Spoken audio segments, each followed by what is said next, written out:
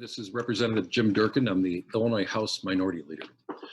Earlier this week, I pushed to reform our broken political system in Illinois. And once again, Speaker Madigan dismissed the need for ethics reform in Illinois. Today, we see why. The announcement against ComEd and Public Official A and the ongoing investigation of the Cook County property tax system, that corrupt system, are another sad commentary on the state of our state.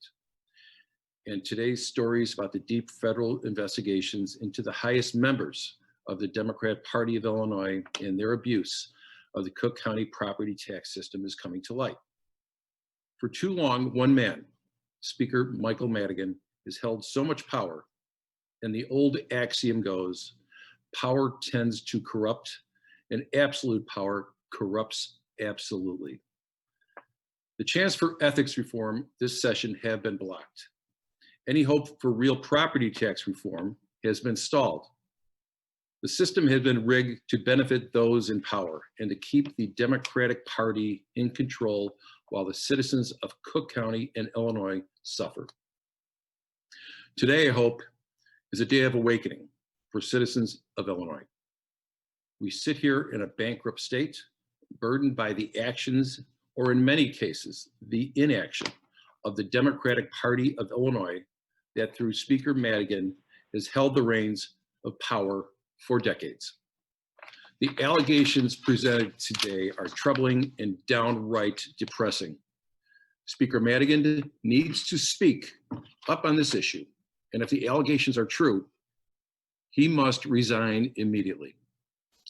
Just as important, I hope that members of the General Assembly in the majority party, the Democrat Party, finally have the courage to stand up and demand an explanation of their leader that they have for decades elected to rule.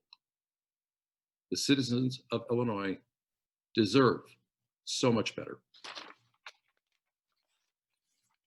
Okay, I've got two questions here from Cole Lauterbach at the Center Square.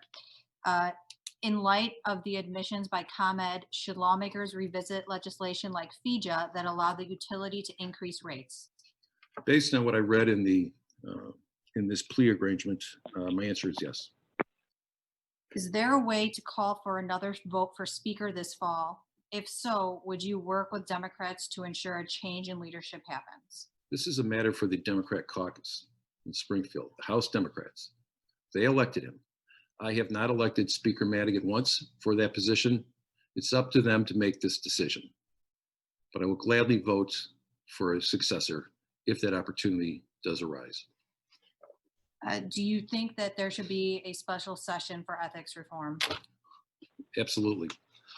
I talked about this 3 days ago, about the failed efforts to get ethics reform passed in that 3-day session in May. It was very discouraging that the Democrats overlooked it and did not consider it a priority. And 3 days ago, when Speaker Madigan was asked of it, he deflected and said, hey, talk to the guys in Washington. Well, I'm here. I represent Illinois. I'm a member of the House of Representatives. I'm one of 118 members who should be sickened and outraged by what goes on underneath that, in that chamber. And we are at a tipping point right now. And we should go back into session immediately to address ethics reform.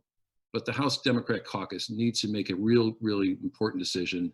And they need to make a deep dive into what they stand for and whether or not they want to change in leadership. All right, that's all the questions we've got that came in. So thanks everybody for joining us. Thanks for watching. And if you haven't already, please consider subscribing to our channel. And while you're at it, please leave us a comment. Thank you for watching.